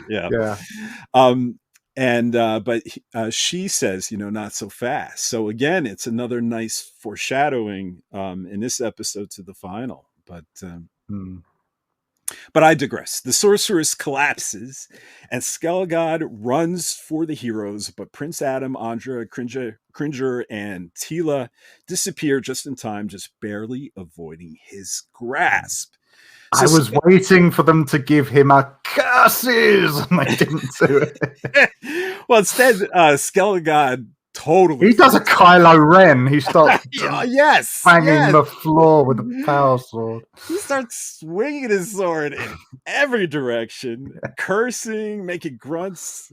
And then he finally composes himself, and he calls the sorceress a tiresome woman. That it's time for some new blood. Then skewers the sorceress in the chest with the power sword, causing Duncan to scream out legitimately one of the most powerful no's I've ever heard in film or television. I mean, this wasn't the Darth Vader no, we heard at the end of the Star Wars Revenge of the Sith movie. No, what actor Liam Cunningham delivers here is just jam-packed with emotion and feels so painful and so genuine that it cuts to my core. I mean, right here. And once again, how marvelous is it that a cartoon can make me feel that way? So Man-at-Arms takes off his helmet and forearm blaster and rushes to the sorcerer's side as Evil-Lyn looks shocked that Skelegod gave her this mortal wound. Duncan cries, asking, why? Why did you do that, my love? But Sorceress doesn't answer the question, just puts her hand on Duncan's face tenderly, like we saw in the flashback, and say, "My Duncan," and wipes his tear away. And Now, here you have Lynn looking on, quite shocked. yes. And I think when I first watched this, my feeling was, she knows Skeletor. She should. Why is this surprising to her? She knows he's the kind of guy who does this. But upon rewatching it, I think what was the real gist of it is probably that she's feeling, well, the sorceress is too valuable to be killed at this point. Skeletor needs the sorceress. And she's reacting not, oh my God, he's killed someone. I think her look of shock is more to do with, well, if he's killed the sorceress, everyone is expendable, including me. I think that's part of what's driving that reaction. It's not just, oh, he's killed someone because he's Skeletor. I think she's going, everyone now is a pawn in ways that she probably wouldn't have thought of before, because there was that grouping together out of necessity thing. And now, of course, Skeletor is empowered. So she's thinking, yeah, well, am I a loose end? That's interesting. I actually saw it a different way, but that could be right. I saw it as just she's a different person now after the first part. That could be it, yeah, because she has had this journey of her own, yeah. There was so many years after Skeletor's death to begin with. And that, if you remember, the alliance started with the sorceress and Evil-Lyn. You know, where she had Teela go on these quests and lead her to Castle Grayskull, and they found, Teela found out that the sorceress and Evil-Lyn were now working together. They had similar mutual interests, and perhaps that, she started changing as a person, and at least that was my interpretation, that this is not the same Evil-Lyn that was there when Skeletor died. So. Well, so next we satellite to Teela, where she opens her eyes and comes to because this teleportation spell seemingly rendered her briefly unconscious. And she realizes she's at the palace now, and Cringer rushes to her side desperately and pleads with Teela that she has to help Prince Adam. And she runs over to Adam, and Andre and Cringer join her, and they find Adam still unconscious. And panicked, she says we have to stop the bleeding, and she opens Prince Adam's clothes. But the stabbing that Adam took looks much, much worse than expected. So much so that her hands begin to shake. But Teela closes her eyes and asks Zor to help her, and suddenly 2 hands in astral forms grabs Teela's hands and stops them from shaking. And it's the form of the sorceress, and only Teela can see her. And the sorceress guides Teela's hands over Adam's wounds, and the next thing we know, Teela's blessing that she received on her forehead as a baby appears. And Teela magically heals Adam's wounds as good as new. And then the astral sorceress dissolves into these like magical sparkles and floats into the sky. She does a Yoda, basically.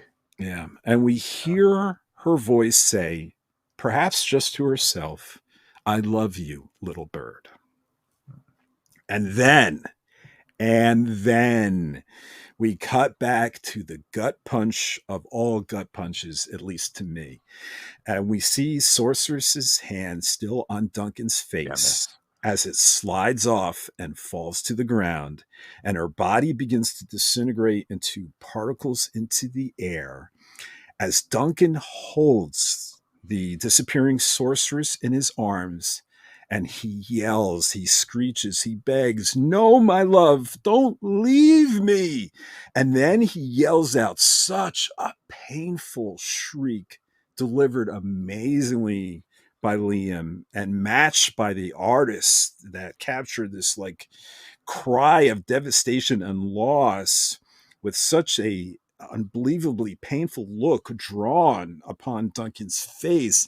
And damn, this cartoon. I think it's the most gut-wrenching moment for me of the entire series. And I almost want to like challenge anyone anyone, I say, not to tear up during this amazing scene. All I can say is wow and bravo to everybody involved. And it wouldn't have had that emotional impact if he had not seen the flashback at the start of the episode. Yes. Yeah. Because that really fills us into they had that bond. And it was a meaningful one. It wasn't just, they're going out on dates or whatever. They had a legitimate, like they were in love. There was that feeling. And of course, he is the mature guy. They both are mature, but you get that more with Man at Arms.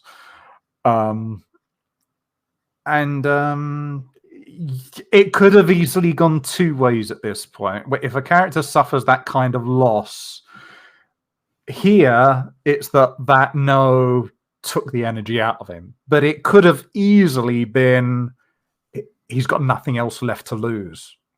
Yeah. And he could have become rage personified. They didn't go that way.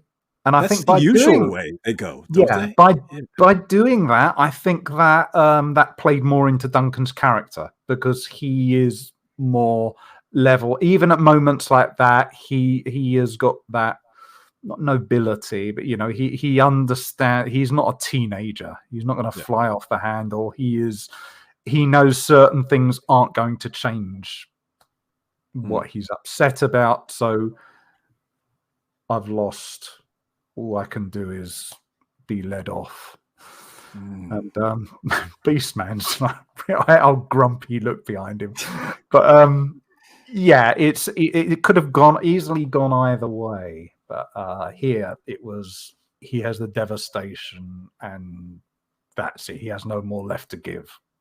And I think that where I accidentally interrupted you with is just the less traveled choice. And I'm glad they took it here because so many times in movies and television shows, it's always the rage. Yeah. It's always the adrenaline filled, I'm going to kill you now. And which in fairness, they, if he'd have done that, Skeletor's already killed the sorceress. He's not going to care about running Duncan through. And Duncan doesn't have any way to take on Skeletor. He could have maybe killed Lynn, but then he can't. The door's not open. What would he have done? Escape? But it's not about even rational thought. It's like seeing red. But that would have been the end of that character's journey, which is my point. Yeah. They wouldn't have been able to do anything with him unless Teela teleported him from a distance, and she's not that powerful yet.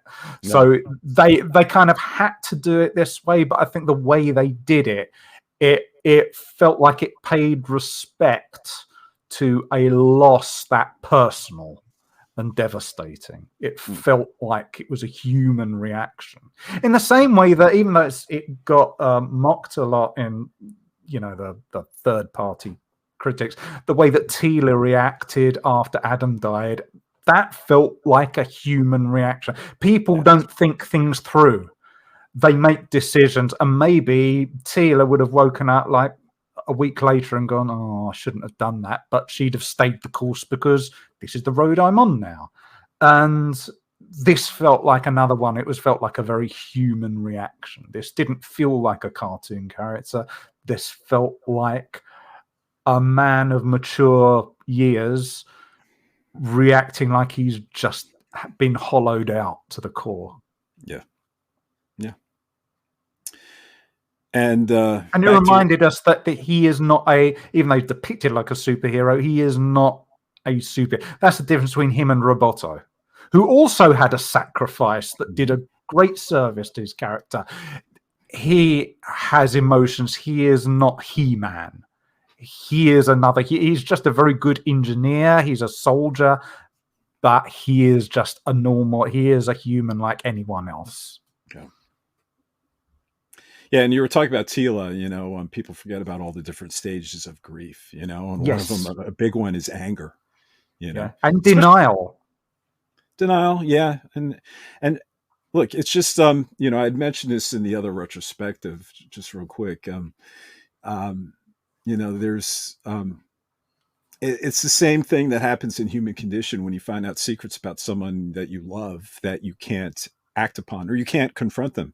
You know, if you go through someone's papers after someone died and you found out they were cheating on you, or they had a secret love child, or a spouse, or, you know, who knows what, or, you know, you live in a secret life and you can't even confront them about it. How angry you are, or how betrayed you feel, you know, and it needs an outlet. So sometimes people get hurt who don't deserve it. And it's just, that's the nearest way it can be channeled. Sure. Which again comes to the heart of the show, because the show it's about power, but not just because characters like Skeletor think, well, what can it do for them? But it's about how the power changes you and how you serve the power. Yeah. And that goes straight back to the beginning of the episode where the sorceress, you know, she eventually says to Tila, you know, I did this because it was in service to Zor, and it's the highest honor you can do. And it's not me taking me away from you. It's me putting something incredibly good into the world through me. And here you have, you know, the opposite to that. It's Duncan's feeling something has been incredibly good and probably he regards the sorceress as the best of them all. Yeah. That's been taken away from him through Skeletor, who has now become as close to a god as you can. But like the sorceress said, he's just playing at a god. He is not a god. He's just off on a power trip. Yeah. That's his mask. And this takes us back to where you touched upon before. I love how Evil-Lyn looks horrified by all this, but Skelegod was just like what you said before. Ew. Grief. He doesn't. You'd expect. This is interesting because a lot of villains you would expect him to kind of take sadistic joy, and he doesn't. He just regards it as. In the same way, there's another great scene in the live action one where, you know, they have the ability to lay waste to the town or something and say, what should we do? And he says, no, we've got what we came here. And he said, what shall we do with the prisoners, Courtney Cox and all that? He says, oh, let them rot. Let them rot. Because he regards Earth as a wasteland, because Earth has got nothing to offer him. You just let them rot. And it's that kind of grief. It's don't even. It feels like he's being contaminated with it in his presence. It's not a typical reaction, but it is the kind of reaction you would get with a sociopath, psychopath. Yeah, and just bringing that forward again. He doesn't know what to do with it. It's emotional waste. Why are you wasting your time doing grief? Why aren't you angry? Why aren't you? You're not worth it. And again, later on, he comes to visit Duncan in the dungeon, and you know, we are great warriors. We should be fighting in battle and meeting our end that way. He doesn't understand why someone's reacting that way. It's pathetic, you know, at least to him.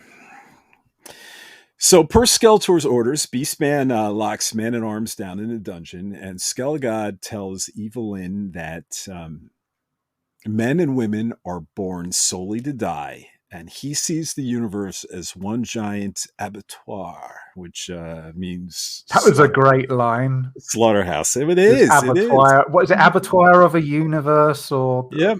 It's teeming with the dead. Mm-hmm.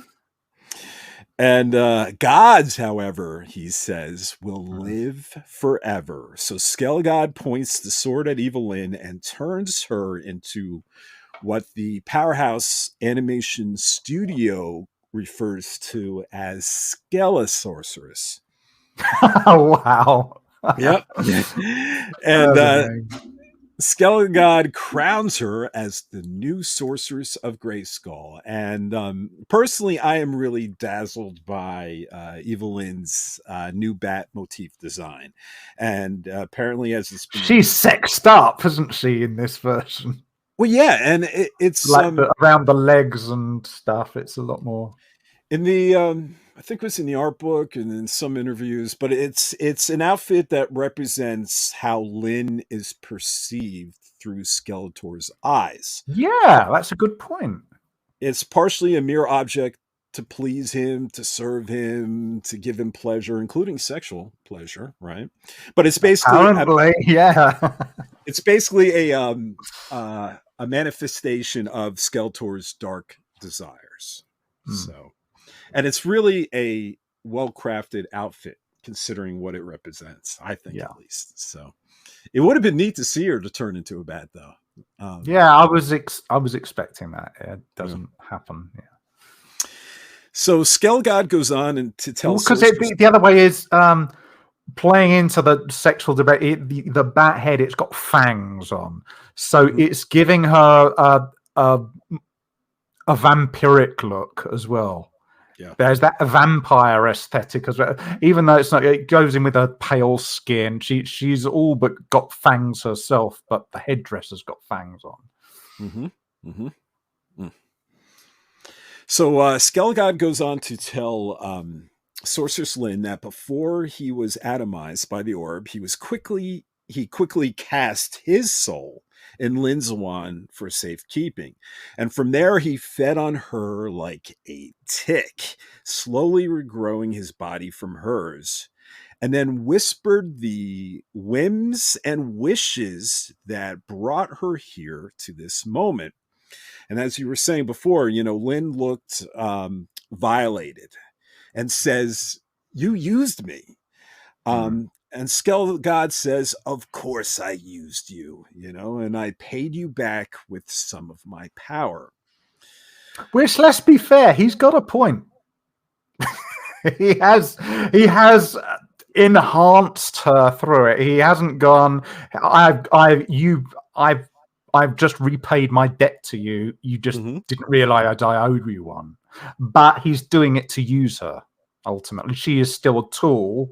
She's just become a world-class tool. Not the other way, but she's become the ultimate tool because he will now use her in the ultimate way. She will grant him, she uses her in this instance to scry for the whereabouts of enemies, but she can do, her magic would have gone through the stratosphere in this form. Yeah. So her first task is, as the new sorceress, is to find out where the old sorceress sent Adam and his friends. Oh no, before that, he gives her the good news that she's just become shackled. She's tethered to the castle. That's right. He explains to her that this... that wonderful thing from the 80s cartoon where he addressed her as "my dear." And he says... You have, this apologies, castle, my dear. Yeah, this castle comes with a crooked curse, right? He's all but telling her she's a dog and she's got a leash. Yes, essentially. But he's basically saying all sorceresses do. He's basically saying she's bound there forevermore. But he does say, "I will go bring the universe to you." Yeah, they have that the apex, I forget what it's called, the celestial apex, those circles that come from the roof of Castle Grayskull, or the ceiling of Castle Orrery. Yeah. And she can use that to look through the entire universe, which we find out in future episodes, but right now he just wants her to find the heroes. And imagine how insulting that is, though. I give you the power to view everything. Just find me where Teela's gone. or really He-Man, Adam. It's all about Adam. Yeah, just find me where that's the one thing you had one job. So we cut back to the palace grounds where Teela is still staring at her hands, mystified. How did she magically able to heal Adam? But before she could give it any more thought, Fisto and Clamchamp run to them and accuse Teela and Andra of being thieves trying to loot the palace. But before they come to blows, Cringer runs in and says, "Are you two blind? That's Teela." And I guess it's the power of a shorter haircut, prevents you from recognizing the old Cringer, the voice of reason. Yeah. Yeah. See, the thing about Teela's haircut, like it's it's kind of cool, but it was too cyberpunk 2077 for me. It felt a little too cyberpunk for me. But I mean, Sure. the Shaven part, it felt like it was more of a cyberpunk thing than an Eternian thing. But yeah, I mean, she's clearly got a very different look in this, so it's understandable why they wouldn't have recognized her. She looks very different. I guess so. I guess it's been something like 7 or 8 years as well, too. So, but these two are still, even though they recognize Tila now, they're still aggressive towards Andra until a voice tells them that Andra is a friend, and that voice is Prince Adam. And after getting over the shock that Adam is alive, Clamp Champ says that the king and queen is going to be elated with Prince Adam's return, but not at the moment, because Clamp Champ just sent King Randor and Queen Marlena off in the Talon Fighter. Apparently, they saw what was happening in the sky above Castle Grayskull, so the king and queen decreed an evacuation of Eternos to all rendezvous at Point Dread. And Fisto asks Adam, "Is it true that Skeletor has returned?" And Adam stares out across the clouds and says, "Ask him yourself." And then suddenly a gigantic cloud of purple smoke appears in the sky, and what feels like another callback to the 1987 theatrical. Yeah, I was going to say that with the hologram in over Eternia, You have this big projection of Skelegod in the sky, and Clamp Champ says, he's back all right. And then Fisto says, I'd sure like to fist him. Go ahead. This is that like Alien Covenant, I'll do the fingering. This is that line for Master of the Universe Revelation. I'd sure like to fist it. Like, there's no other way to interpret it. But I mean, imagine how awful a fate that would be. From Fisto, of all people. Well, on the Filmation side of things, he means punch. But look, that all right. But it's Kevin Smith. It was in the back of his mind. All right. Yes. Of course. Look, that line turned out to be pretty controversial. But it was delivered great. It was delivered in the way you believe the character. It was meant. So there's nothing. I can't fault the delivery. Delivery was great. Well, this is my perspective. It was obvious double entendre, right? And some fans did get offended with it, and I have nothing but respect towards them and their feelings. But why I ultimately love this is, being a fan of Masters of the Universe since the early 80s, I've come across more jokes than I can count in every corner of the internet. Gags, jokes, memes that were built around Fisto and his fists. Yes. And his name. So this joke to me is kind of meta, Yeah, it's just acknowledging it, right? Yeah. I mean, do you know what Merman's original name was? Oh, Seaman. Yeah, they had to change it. They admitted that most of the names for these characters were thought up, and the guy said it's on The Toys That Made Us. That it was a great Netflix show.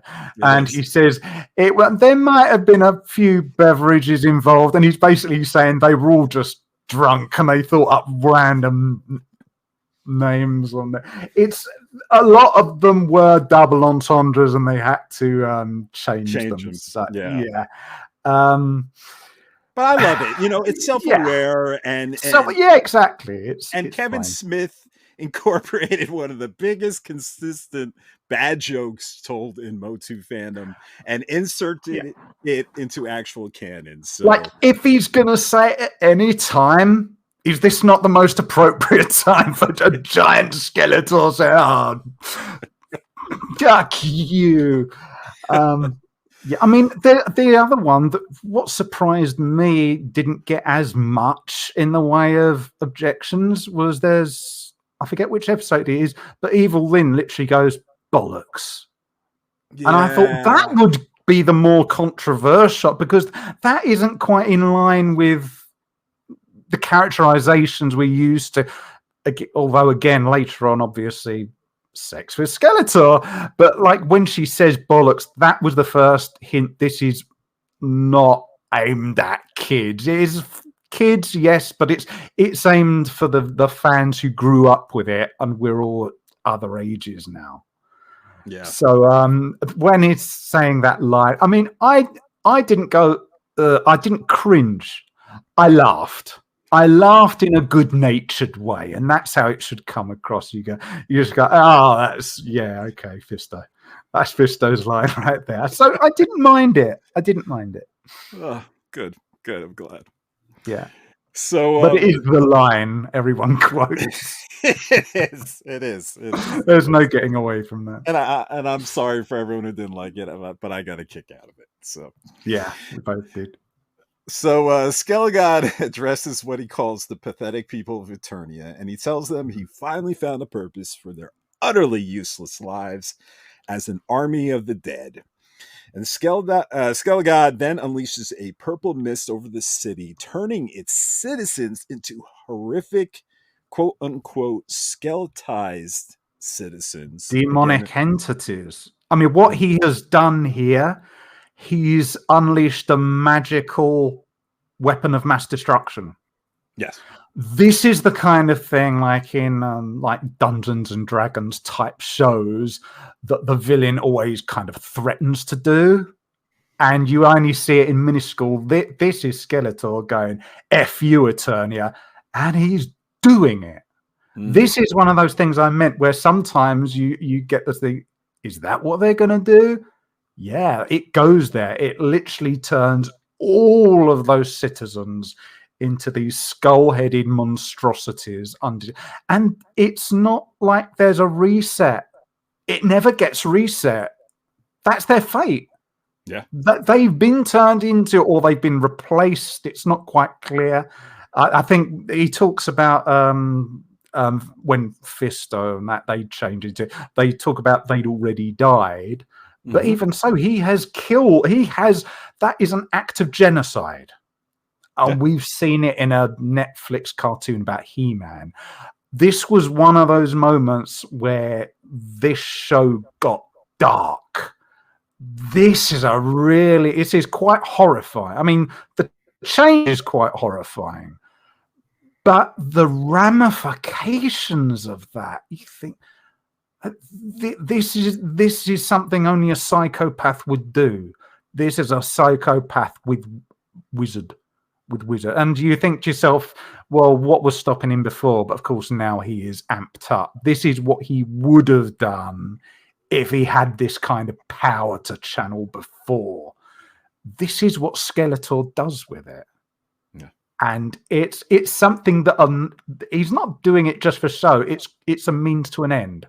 It's like that great quote in Blade 2, Cancer with a Purpose. He's saying you're an army of the undead, and he's laughing, but they're now his army. Didn't have an army before. They are now his army, and he is using them against the good guys. And because they look identical to the figures you had in that first episode, you have to wonder, were they normal people that he transformed? Yeah, good point. Is that other people whose fates were? I mean, it's quite dark stuff that happened just with that simple act, but it's beautifully Skeletor. You can't fault it. You say, what would Skeletor do? This is what Skeletor would do. And he cackles as he watches it happen. This is a magical version of a nuke, and he's used it. Yeah. Yep. No regrets. And then Skelegod spots Adam and compliments him at being so resilient. And then quips, let me help you with that, as he sends a gust of purple mist after him, and Clamchamp yells, "Move!" And Andra sees the purple mist disintegrate trees or leaves on nearby trees. It decays everything, doesn't it? Yep. Basically. Yep. And while running, warns everyone that the mist is corrosive, and they can't let it touch them. And Adam jumps to avoid the mist and almost gets overcome by it, but Clampchamp saves him just in time, but gets singed by the mist on the foot. And then the mist blocks Clampchamp in Adam's path, but Fisto punches a hole through it, providing an exit path, but gets his arm singed in the process. So the heroes get inside the palace and shut the doors just in time, but the mist has already done its damage to Fisto and Clampchamp as an infection begins to spread across their bodies as they scream in pain. And it's an analogy for, zombie bites infect people. It's a very similar kind of Day of the Dead thing, but hyped up on crack. And we get this cool, horrific transformation of Fisto and Clampchamp into these army of dead creatures. This is something I love about this. Like earlier on in these earlier episodes, you had the good guys and bad guys. You had lines being blurred. I love when good guys have to be bad guys and bad guys have to be good guys. The one line I remember from the old original show, and it stuck with me to this day. There's this, I forget why, but Skeletor and He-Man, there's like they got a truce because I think Snake Mountain's falling apart, and I think He-Man says to Skeletor, "Aren't you always tired of always being evil?" And Skeletor does this great retort, "Aren't you tired of always being good?" And it makes you think, yeah, he would think of it that way. And don't you get tired with being good? And here you have that these champions being turned literally into evil. And it mirrors, because what has Skeletor done? When I was a kid, I always used to wonder what happened was Grayskull originally Skeletor's house or something, because it looked like a giant skull. What has he done to Grayskull? He has violated Grayskull, killed the sorceress, put Evil-Lyn on the throne as an evil, corrupted version of the sorceress, made himself the corrupted, evil version of He-Man. He's corrupted and violated the most sacred area of Eternia. Now he has corrupted and violated the Eternians themselves. Now he is corrupting and violating from afar these two champions who look so physically imposing that even if He-Man was there, you could think they might stand a chance of taking down He-Man because they're that built, right? Yeah. And now they get turned unquestionably evil. There is no moment where they say, "I know, I can believe in you." It doesn't work. It doesn't work on them. No. This is that. If they've irreversibly changed, now the heroes are forced to deal with, these are your friends, but they're now super powered versions of what was out there chasing you down. And you know what was interesting is when they were actually, real quick, to go back, the quotes you were talking about from the Filmation episode, aren't you tired of being good? Aren't you tired of being evil? The episode is Evil Seed for anyone listening who wants to check that out. It's my favorite episode.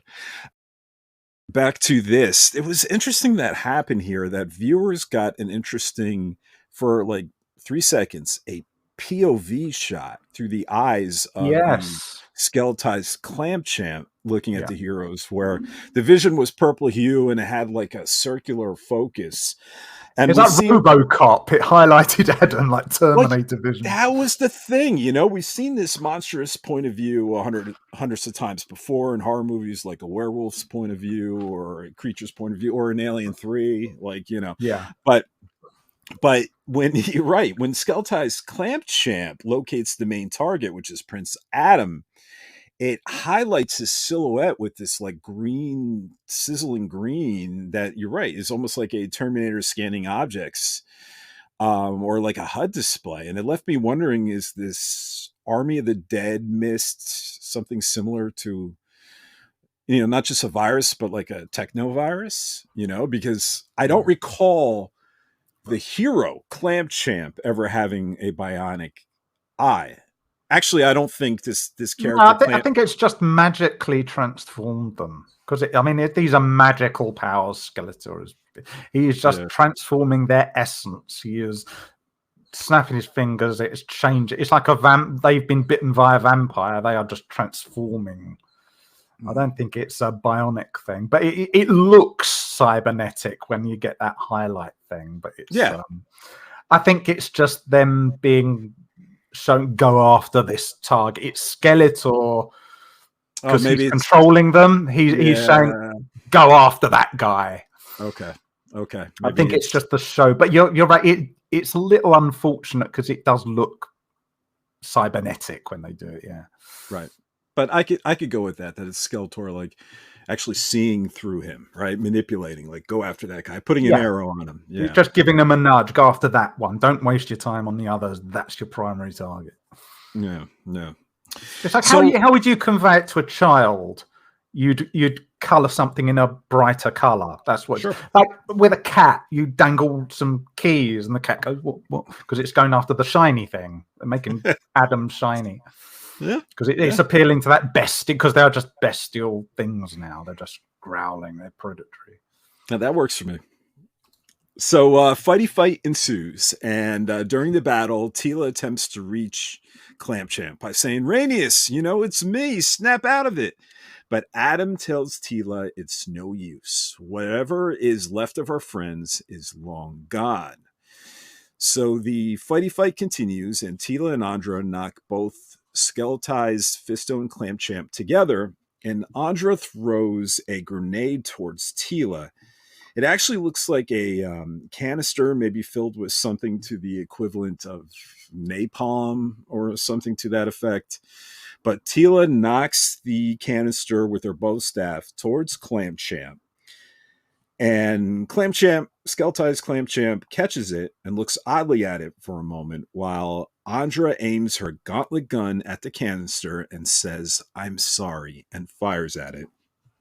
And then there's this huge fireball explosion that engulfs Fisto and Clampchamp, killing them and pissing a lot of Fisto fans off, to be honest with you, in fandom. But I digress. When I say kill them, I mean kill them, because what's left is burnt to the crisp corpses. Because how easy would it have been to have them not run into, I think it's the throne room or something like that. How easy would it have been for them just to run down, like they've got to go down to the basement, and maybe Teela or Adam sees like it's one of these magical artifacts that's in the vault, and they go, "No, use this," and they throw it, and it would have exploded this sort of magical dust, and it would have reversed their condition. It'd have been so easy. And this is showing again, there's consequences. There's no reset for killing the sorceress. That's it. The sorceress has been killed at the hand of Skeletor. Now, there has been for Adam. I mean, that's hand wavy because it's the He-Man show. We all know it's that. He's got to come back. If it wasn't Adam, it would have been like, we found you, little orphan. We have to bless you with the power of He-Man. It would have been something like that, but that would have felt like a cop-out. Right. So Adam's brought back, but they have to go on a quest. They had to literally face their fears. It felt like a gauntlet to go through literally heaven and hell to bring him back, which goes back into mythology about going through the land of the dead, paying the ferryman. But everyone, like, that is their one get out of jail free card, metaphorically. Yeah. Everyone else, I was really surprised. I thought it was going to be the dust would clear and it'd be like nothing would be there. So maybe they'll return. Maybe they were sent somewhere else. You don't know. But you actually see their skeletal remains. That's the kicker here. No, it's like Luke Skywalker's aunt and uncle in Star Wars. Hope, if you remember. Yeah. and just to rip any possible hope when Skeletor comes back, he says, I've got their souls. Yeah. And he literally shows you their souls. He doesn't destroy them, which I would have had issue because you can't destroy a soul. But he said, I've sent them to Eternia, and that's it for Fisto and Clampchamp. But there are it's like with Mossman. But there are consequences. There are ramifications. Okay, with Orko, again, he comes back. But for a long while there, you are thinking, yeah, Orko's gone to the land of the damned, and that's it. And I mean, he even says he actually did die. He's been brought back in another form, like Gandalf. So, right. But yeah, this was one of those moments you thought, oh, they've taken a chance. That's it. These characters aren't coming back. And it makes you feel even more for when other characters, like Andra, she was not a famous character. She could have been killed off at any moment. There wouldn't have been much in the way of ramifications for the continuity if Andra had died. Right. But she's ultimately safe. But it makes you feel nobody's safe here. Nobody's safe. Well, don't worry, Eric. They're going to heaven, or are they? Are they? Yeah. So Tila kneels beside the remains and says, "I'm sorry, old friends. You deserved better deaths." And Adam kneels beside her to console her and says, "Their souls were honest and true. But if I know anything about the afterlife, both Fisto and Clampchamp are already in Preternia." But just then, there's some bangs at the door, and in the palace, the doors swing open to reveal Skelegod and an army of Skeletai citizens. And Skelegod reveals something really profound. He says, Fisto and Clampchamp would be in Preternia if he didn't snatch their souls first and hold them in the palm of his hands. And Skelegod reveals that with that power sword, Adam's power sword, he was imbued with this ability that there's so much more available to He-Man. He can not only control life or death, but control the afterlife as well. He said, you could have ripped my soul from my body and you chose not to. Yeah, he reveals that he's now saying I have the power over life and death itself. And wow. Yeah, he said that Adam abused the power, right? That he never used it to his full potential, that he used it to police, quote unquote, police Skeletor. But all this time, He-Man could have just ripped Skeletor's soul out of his body and be done with it, just like Skelegod did with Fisto and Clampchamp. And wow, right? I mean, this speaks so much to the goodness of Adam. I mean, what a person he is to be That's able. The difference between them. Yeah, to be able to defy, in all intents and purpose, a force, something so strong like gravity, to defy the overpowering human nature where, I don't know, where absolute power corrupts absolutely. Yes. But not Adam, right? Yeah. And I'll say it again. I was never a big fan of Adam until this show. Masters of the Universe Revelation made me a huge fan of him. So with me and with Anakin Skywalker in the live action prequels, it never matched up to the Alec Guinness original quote of what Anakin was meant to be. And it took the CGI cartoon show, The Clone Wars, to really... That was Anakin. The live action Anakin was not how Anakin should have been. This show really brought Adam to the fore. But again, it was because they didn't take the cheap way out of giving you He-Man. Mm-hmm. They gave you Adam, and the show played around with what makes Adam Adam. Because he's the same as He-Man. That is He-Man. He's just, as I said earlier, he's putting on a different mask, basically. But Duncan says it great later on. He says, well, he gave back the power. That's why we followed him, because he can be trusted. And what Skeletor says here it's great turns of phrase. It's, you just policed me. And from his point of view, you are seeing this... From our point of view, it's weird, but it totally makes sense. You abused the power because you were not selfish. Wow. It takes a certain kind of personality for that to make sense. You abused this because you weren't selfish.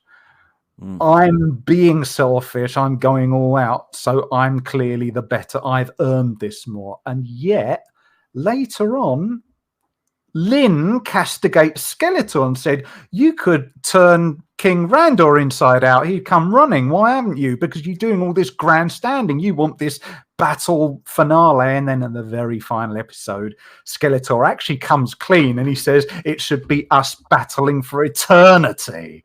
Yeah. That's what he doesn't want anyone to come out the victor. He just wants, it's like one long marathon sex session. Even Lyn makes that analogy by saying, oh, would that I were He-Man, then you might pay attention to me, sort of thing.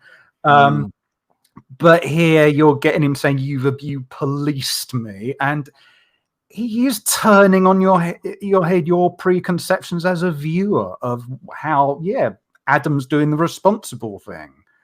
Because Adam and He-Man, they were like Optimus Prime in Transformers. They showed you Optimus Prime was more like Man-at-Arms, right? But they still had that, this is what I do because I'm responsible with the power. I earn it because I'm responsible.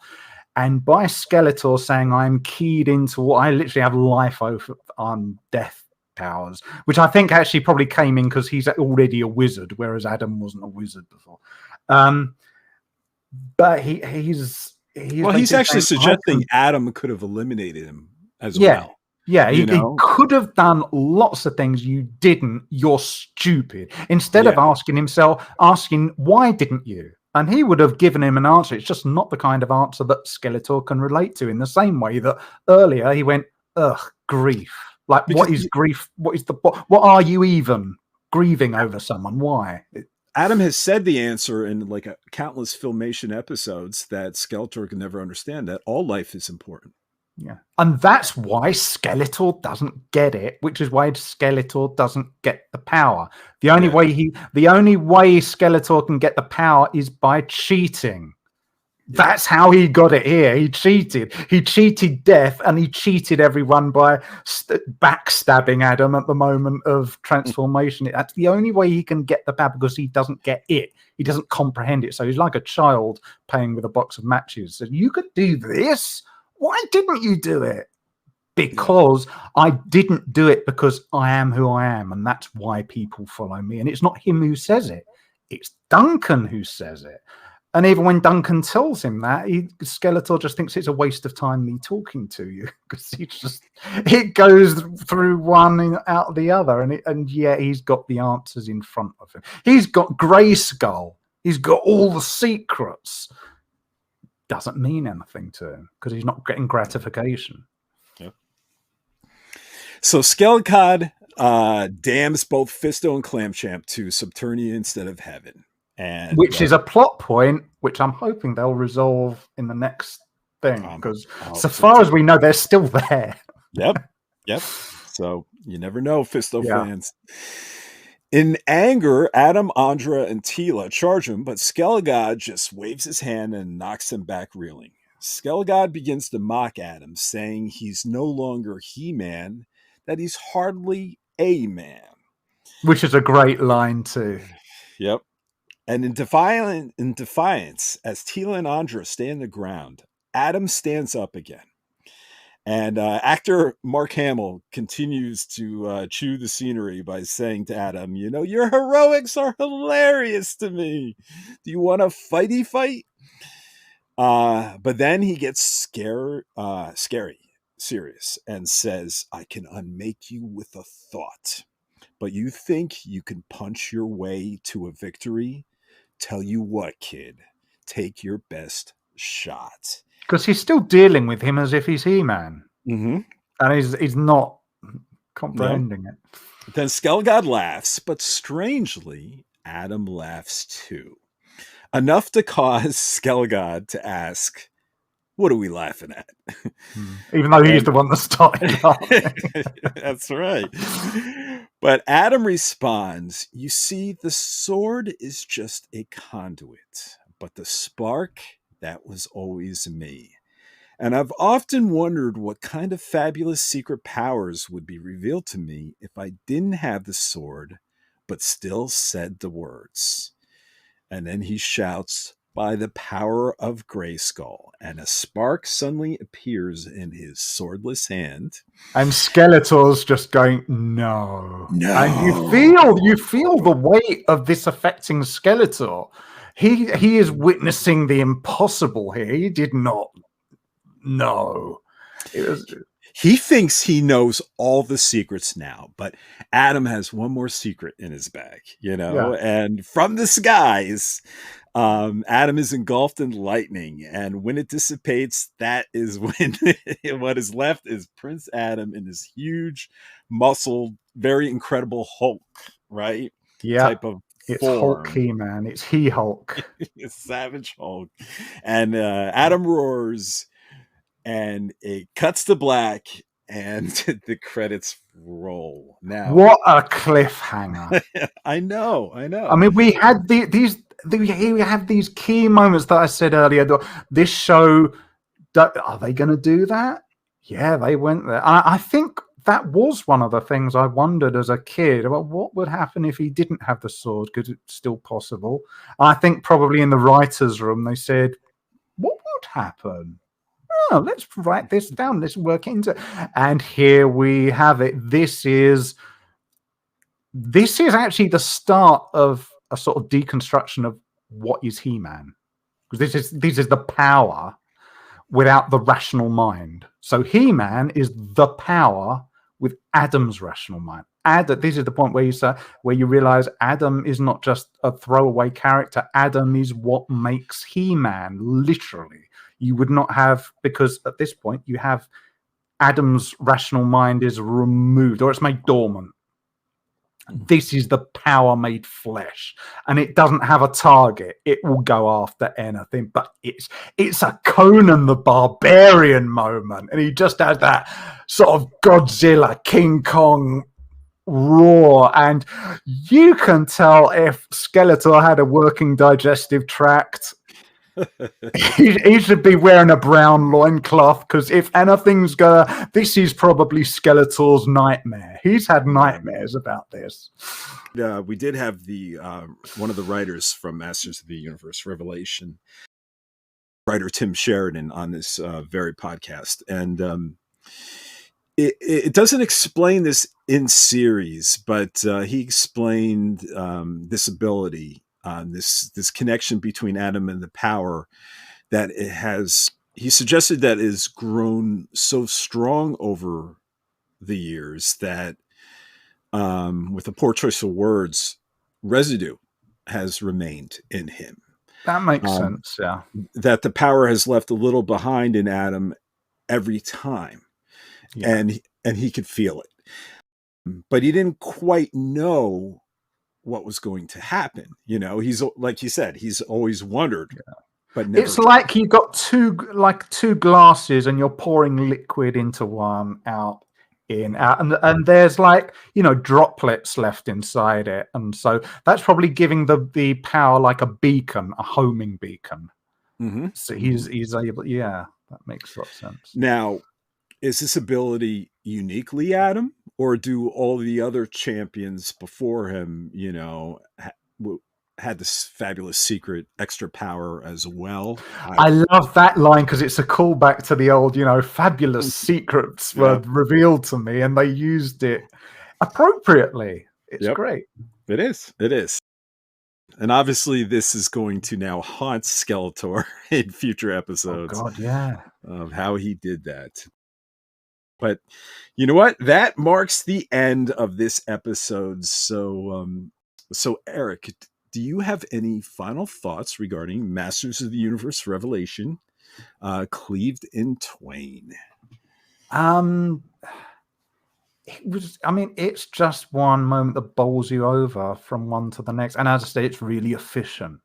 Mm-hmm. Like when they escape the army of the dead, they close the door, you think, right, usually this is where the characters have a breather. They work out a plan, and already these Trojan horse time bombs, nope, you don't even have time to do that. It's one hell of a roller coaster, but it's an emotional roller coaster too.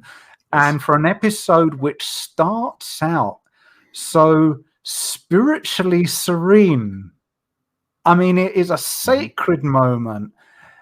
and it ends where the sacred has been so violated that it comes back in furious rage, and it makes the violator, it's become the nightmare for the essence of evil. There's a lot of things that just weave back on themselves in this episode, and it's like if you had to introduce people to, like, this is the episode to watch. This certainly is up there on those examples you get, like the best of Revelation, and it's this kind of, because so much happens, but it's not just flash in the pan. There are ramifications, and in some instances there are ramifications where you realize in hindsight they had to happen. You wouldn't have got things resolved in the way they did if certain things had not played out. The other interesting thing about this is that you do find out more and more it's like the Jedi. It's coming more and more into what is the power, because in Star Wars you have the Force. This is very much like the power is what you might call like the nuclear blast, the seed for that. In Star Wars, the Force is like the consequences of it. It's influence over things. It's more subtle. Here, the power is the power, the cosmic power, channeled into one single vessel. Vessel would be a better way of doing it. But it's about how it manifests. And here you are getting characters who've always hungered for the power. They are starting to wonder, this is not what I thought it was. But you're getting in a way where you're swept up with it as a viewer, as the audience. And it's giving us payoff, which we haven't even considered we needed since the 80s. But if you were with it since the 80s, as I was, it felt so rewarding, and it made you go, give me the next one. I do need to know what happens here. And it's answering questions you've either had idle thoughts about, or you haven't realized, what would happen if? But there's payoff. And I just love how it threads things through. It doesn't shy away from consequences. It might not do things as you personally would have done, but I don't think you can accuse this show of playing in the sandpit and not knowing what to do. It's a rewarding viewing experience, and this episode particularly. I agree. And with that, we're going to wrap it up, Eric. We actually went long, but I'm not surprised. This is what my buddy Eric end up doing. We just end up going on and on and on. And hopefully it's been informative. And hopefully it's been informative and enjoyable. And Eric, I always appreciate your insight and your intelligence and your articulation and perspective. And I want to thank you for coming on, buddy. Appreciate it. Anytime. All right. That's a wrap all. So again, we'd like to thank Eric for joining us today, and he's been an absolute pleasure. And I'd like to thank our wonderful community out there for listening and watching this podcast. Now, if you enjoyed all 7 hours of it, I'm sure. Listen, I'm trying to wrap it up. Now, if you enjoyed this show, please show us your support by liking and subscribing to our streams. You can always drop us a line too by sending us an email to foreternia@gmail.com. We really do love the feedback. And as always, please visit us at foreternia.com for the latest updates and news, as well as our community forum and links to our social media pages like Twitter, Facebook, YouTube, and Instagram that can help you stay up to date with all the Masters of the Universe Revelation, Revolution, and Masterverse content. So that's it. I want to thank you again for listening, and let the power return. We'll see you next time. Bye, guys.